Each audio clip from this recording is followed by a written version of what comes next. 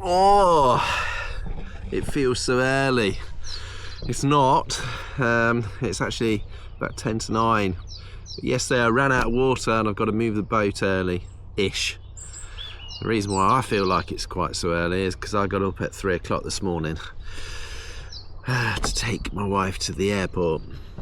So I'm struggling a little bit, but I've got to go a long way up the canal just to get to the turnaround point, so I could go back this way to get into the centre of Folkestone to refill my tanks and have fresh water again, because I am totally out. Not good, but I've got to do it, so there we go.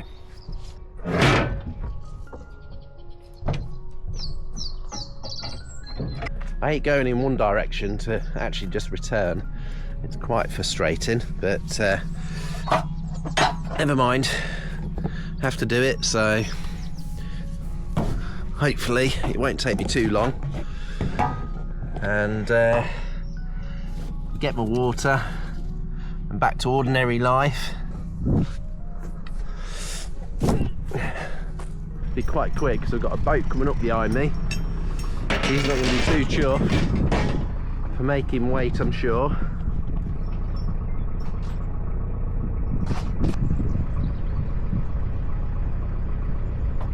Have a great day. Beautiful. Are you going far? Yeah, sorry? You going far, Market Arborough? Yes, yeah. Have a lovely trip. Oh, okay, are you going as well? Or? I'm turning around a bit further ahead. Oh, right, okay, good luck. Thank you. You too. I hope your trip goes well. Thank you. Well, there we go. We've freed up my lines. Now we're going to go catch that boat up in front. Bow thrusters are not working very well at the moment, but that's because basically I've not ran the engine for 2 weeks since I've been here, and before that it was 2 weeks before I moved. So constantly I'm not actually charging the bow thrusters up, so I'm hoping this little journey will help top it up, ready for manoeuvres that I'm going to need to do when I get to the turnaround point and also in the basin. It can be pretty embarrassing if you go to turn around and your bow thrusters don't work, because this craft you definitely need it. So as I'm doing this little trip to talk about what it actually costs for somebody to live on a narrowboat compared to a wide beam boat. So first of all, from what I know, the cheapest way to live in Britain is on one of these things, or on a narrowboat especially. So obviously if you had a narrowboat, that's going to be a little bit cheaper, but you'd be surprised by how much. It's not a lot. So the main difference is going to be mooring. If you have a permanent mooring spot, now that's going to cost you. If you continuously cruise, they charge it, or currently charge it on the length of the boat. They've just introduced a wide beam charge as well, so that's a little bit more this year than it would have been the years before.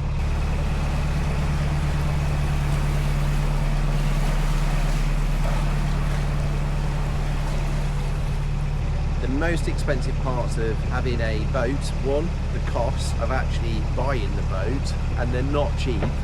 But once you've got your boat, the major costs are fuel and your mooring fees. Depending on the size of the boat is how much you're going to pay. Now, fuel, that's the biggest cost, and that really does depend on how much you run, what you're running. So if you're running just your engine, or if you're running your diesel heater as well, and I do actually run my diesel heater, so full central heating off my diesel. Now you do get it a bit cheaper because it's red diesel that you can use. If you're only moving your boat every couple of weeks, or if you're in a permanent mooring, a good amount of that diesel is going to be red diesel, tax free, but that is your major cost. Now in a wide beam, I would say you probably use about 3 times the amount of red diesel for moving as you would do if you were in a narrow boat. Right, so going into the turning around point, and I don't think this is going to be particularly easy because it looks like it's overgrown a lot. So what I'm going to do is I'm going to put my bow into the corner, and I'm going to try and bring my stern round with propulsion. So where I'm coming through now, you can see that there's a lot of growth all onto this one side, which isn't going to make it easy. We'll see what we can do.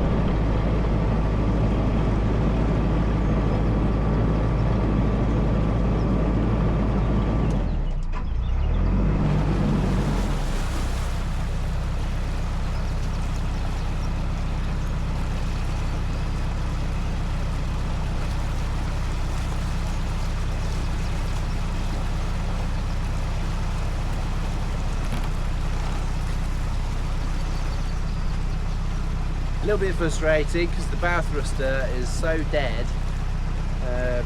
I'm having to do it mostly propeller. It's a bit awkward. But what I can do is just plough my bow into the edge, so it just grounds it slightly, and it should just push me around slowly, which it is doing. It's working alright.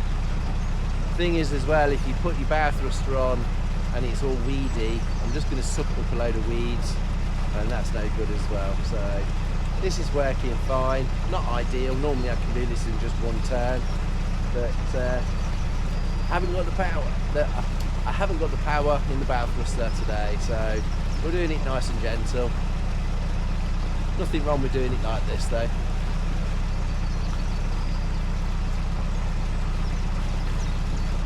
Slowly, slowly.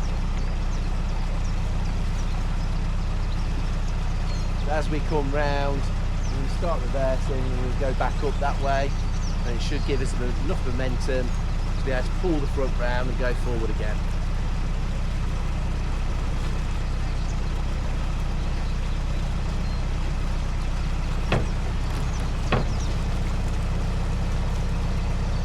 Almost there. Right.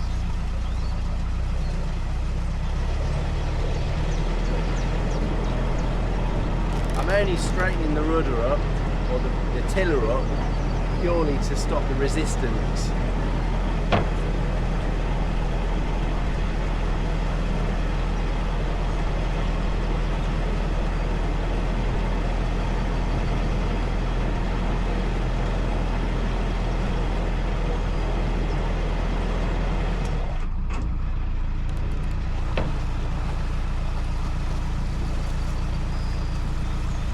Okay, so that's nice and quite a tight one this is. You see the bow thruster is working. I'm not going to use it any more than that now because it's done its job. The front is turning lovely. Just going to have a look on the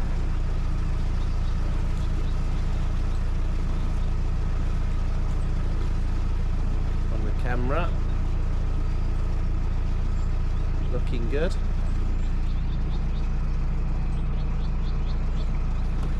And straighten it back up. And that's it. We're now pointed in the right direction and we can continue.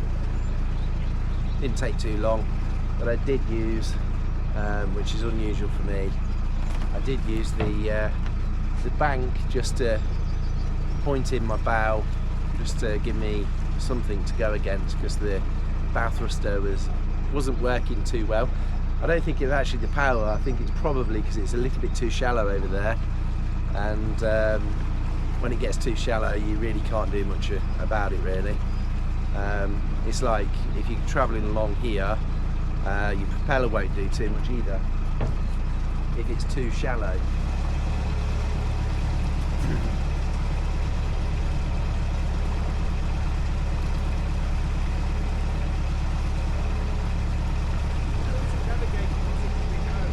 Sorry? How's the navigation around here? Not too bad. Is it 10 foot or longer, wider? This is 12 and a half.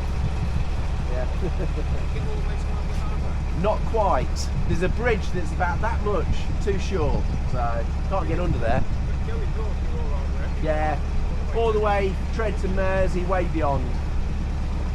See ya. Yeah, so what happens if you've got very low water, some people, you watch them do it, they think because the boat is going slow, and I'm guilty of it in the past as well, you think, oh, it's going really slow, it's really sluggish.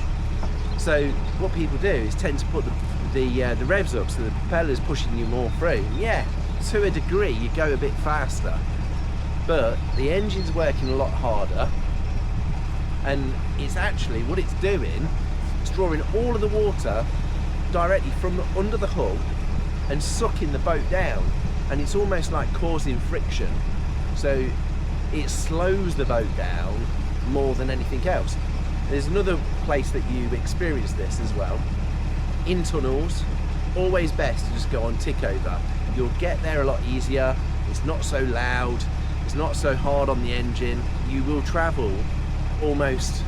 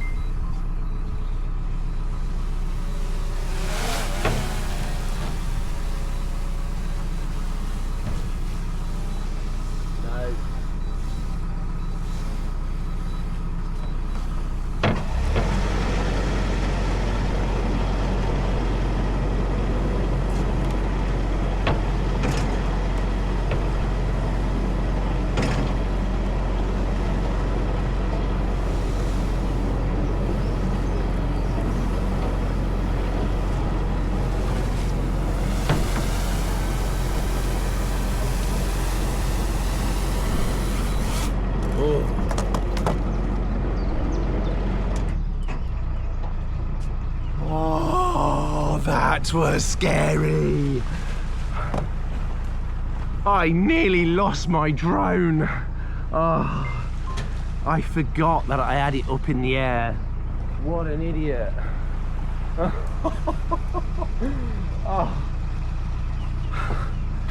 Oh, that was awful.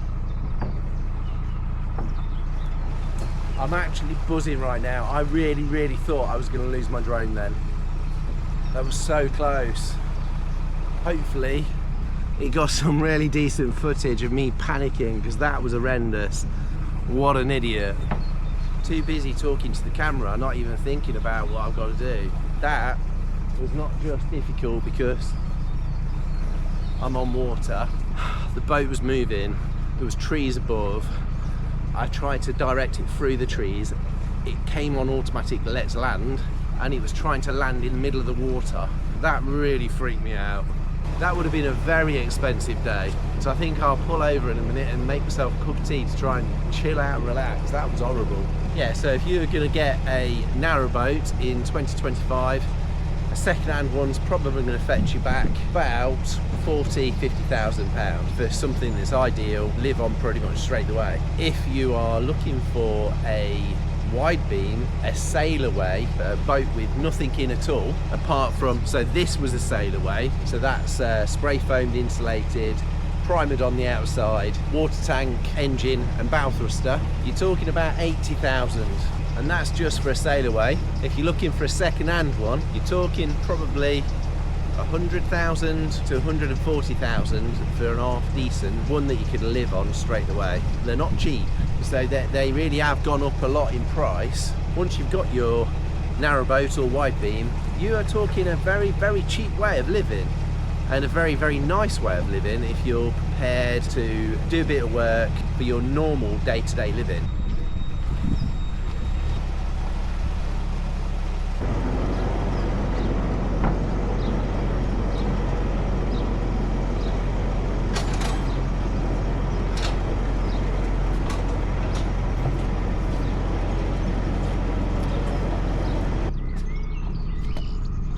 Can't get through there, look.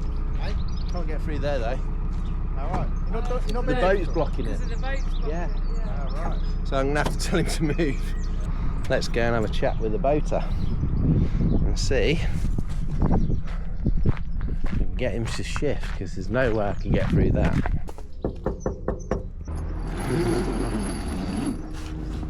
Good morning. You alright? I can't get through. Get through what? Oh. I'm sorry, but yeah, I physically won't get past you. Yeah, could you give me a minute? Yeah, I'm sorry. Just having my breakfast.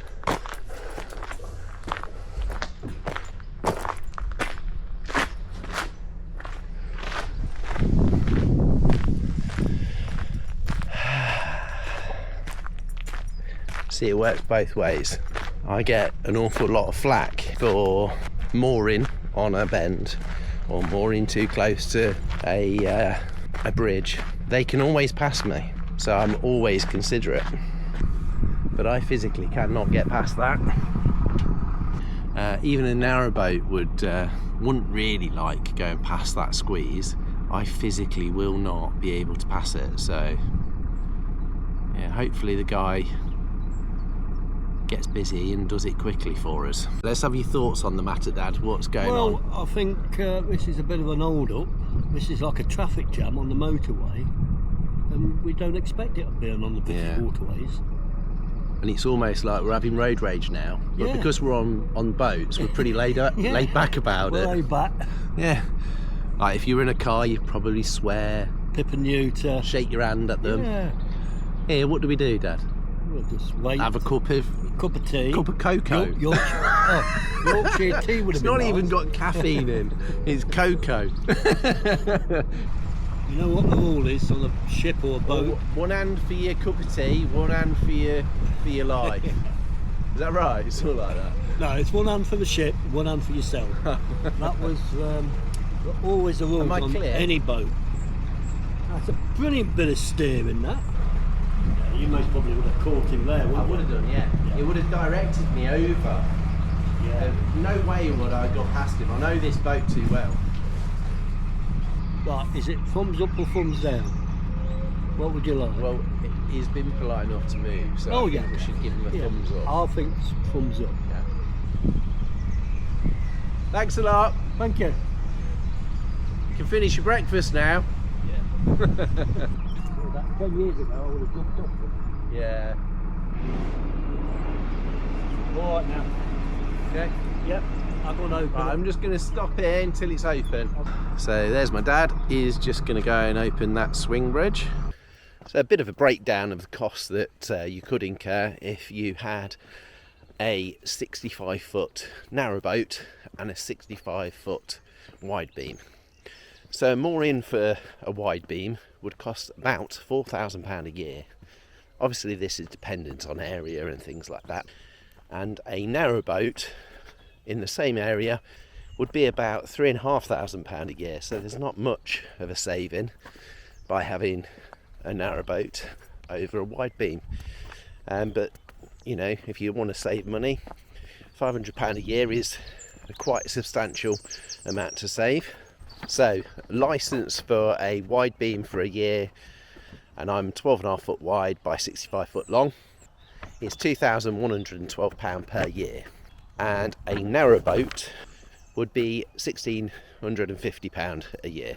I currently pay about £1,500 a year on diesel, and I would expect if I had a narrow boat, I believe it would be about £500 per year. For gas, I spend about £100 a year in bottles, and I suspect that a narrowboat is going to use a similar amount. My internet costs me about £100 a year as well. So in total, once you've got your boat, say for a continuous cruiser on a narrowboat, you're talking about £2,350 per year. And if you were to have that boat in a mooring, that's going to cost you around £5,850 per year for a narrow boat. Obviously, if it's a smaller boat or a bigger boat, this price will differ. Currently, my wide beam's costing me £3,812 per year. If I was going to use a permanent mooring, that's going to cost me around about £7,812 per year, and that's my total living cost for my wide beam.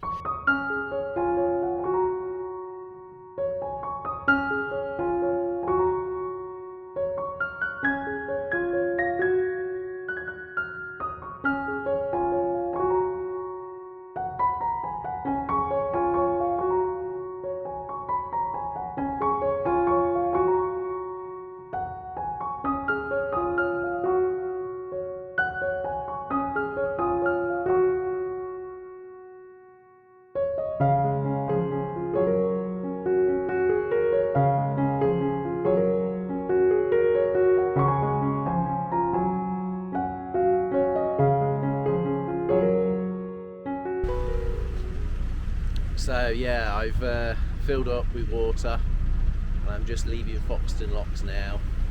And as you can see, every time you go out on the boat, there's always something that happens, and you get to meet lots of nice people. And this journey has not been any different to any other. A nice little journey to fill up with water, and now I'm fully watered up. So if you're liking these videos, please like, share and subscribe. It really does help my channel, and we'll see you next time.